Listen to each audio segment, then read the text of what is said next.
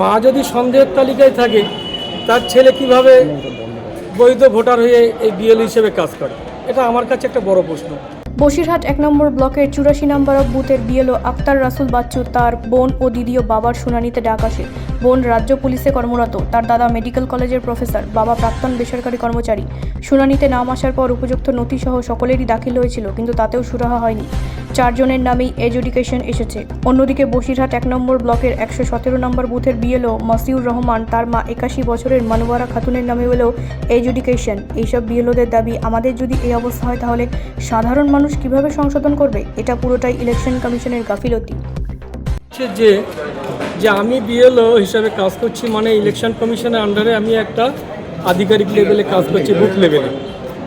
আমি যদি মা যদি সন্দেহের তালিকায় থাকে তার ছেলে কিভাবে বৈধ ভোটার হয়ে এই বিএলও হিসেবে কাজ করে, এটা আমার কাছে একটা বড় প্রশ্ন।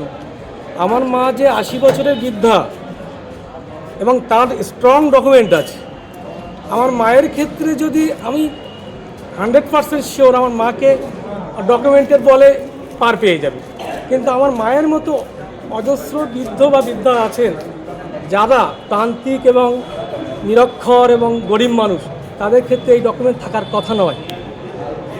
সেক্ষেত্রে তারা কি করে বাদ? আমি আমার মায়ের কথাটা ভাবছি না। আমার মায়ের তো আমি নিজেই হয়তো হিয়ারিংয়ে উপস্থিত থেকে আমি ডিফেন্স করে বা কাগজ ডিফেন্স দেবে, কিন্তু মায়ের মতন যারা আছেন, যাদের এই বয়স, অথচ প্রান্তিক গরিব নিরক্ষর মানুষ, তারা কি করে এই সমস্যা থেকে মুক্তি পাবে, সেটাই বড় প্রশ্ন। এটা আমি আমার কথা ভাবছি না। একটা কথা বলছিলেন ব্যাপার থাকে, মানে তার গুরুত্বটা কতটা পেলেন? ডকুমেন্টের তো ধরুন 2002-এর যে লিস্টের নাম ছিল বাংলাতে, এসআইআর ফর্ম ফিল আপ হয়েছে 2-এর পার্টটা বাংলায়, 25-এর পার্টটা ইংলিশে। এআই দিয়ে যখন ওটাকে কনভার্ট করা হয়েছে, ওটা তো স্পেলিংয়ের বিরাটভাবে খারাপ হয়ে গেছে, মানে অক্ষরের। আমি এমনও দেখেছি মানে নামে একটা ওয়ার্ডের একটা লেটারের হেরফেরেও তাকে হেয়ারিংয়ে টাকা হয়েছে। জাকির হোসেন সর্দার এইরকম নামে আমার প্রতি একজন আছে, প্রথমে ছিল জে দিয়ে, পরে জেড দিয়ে, তাকে হেয়ারিংয়ে টাকা হয়েছে।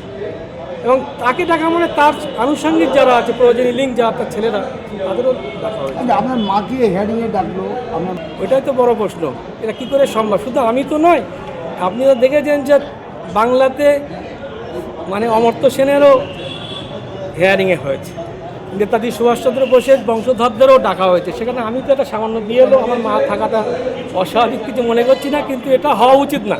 আপনি এটা ভালো চোখে নিলেন না? আমি ভালো কিছু নিলাম না। আপনার মায়ের নাম? আমার মায়ের নাম বেগম মনোয়ারা খাতুন।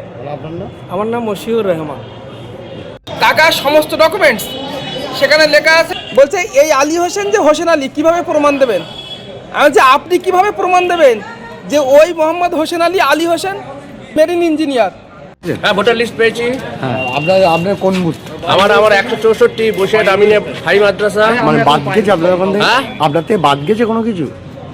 বাদ গেছে কোনো একটা লিস্টটা চেক করা হয়নি, ঠিক করে বাদ গেছে কেন বলতে পারছি না, দেখতে হবে। সবে লিস্ট হাতে পেলাম। সাধারণ মানুষকে গিয়ে বলবেন ভোটারদের? এবার বোঝাতে হবে। হ্যাঁ, সাধারণ মানুষের যদি বাদ যায়, কারণে কি কারণে গেছে বোঝাতে হবে তাদের। হ্যাঁ। নিরাপত্তার কি অভাব আছে আপনার কি মনে হয়? এখনো পর্যন্ত তো অভাব বোধ করিনি। কি হতে পারে? কি হতে পারে আগামী ওইভাবে ভেবে তো বলা যায় না। ব্যুরো রিপোর্ট, রাষ্ট্রীয় প্রসার বাংলা।